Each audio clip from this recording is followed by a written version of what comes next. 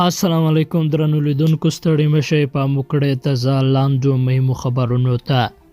د جمهوریت د وسلوال پوځ بیان د اجمل عمر شینواری وایي قطر د طالبانو له اړخه امریکایي چارواکو ته ځینې ضمانتونه ورکړي دي چې طالبانو نه دي پوره کړي، ځکه اوس قطر امریکایانو ته ځواب ویونکی دی.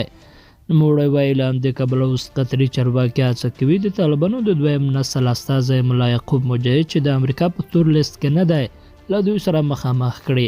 بلخوا بیا د ولسي جرګې پخوانی غړی خالد پښتون وایي قطر قصدن طالبان نړیوالو غونډو ته غواړي ترڅو د نړیوالو سره د طالبانو د تعامل لار پرانیزي. د طالبانو د پاس سرپرست وزیر له قطري چارواکو سره د دوه اړخیزو اړیکو پر پیاوړتیا غږېدلی. که څه هم د دغه کتنې نور جزئیات نه دي خپاره شوي، خو د طالبانو حکومت د دفاع وزارت ویلي د دغه وزارت سرپرست د دفاعي نندرتون په غونډه کې هم ګډون کړی او له ځینې جګپوړو قطري چارواکو سره یې کتلي دي.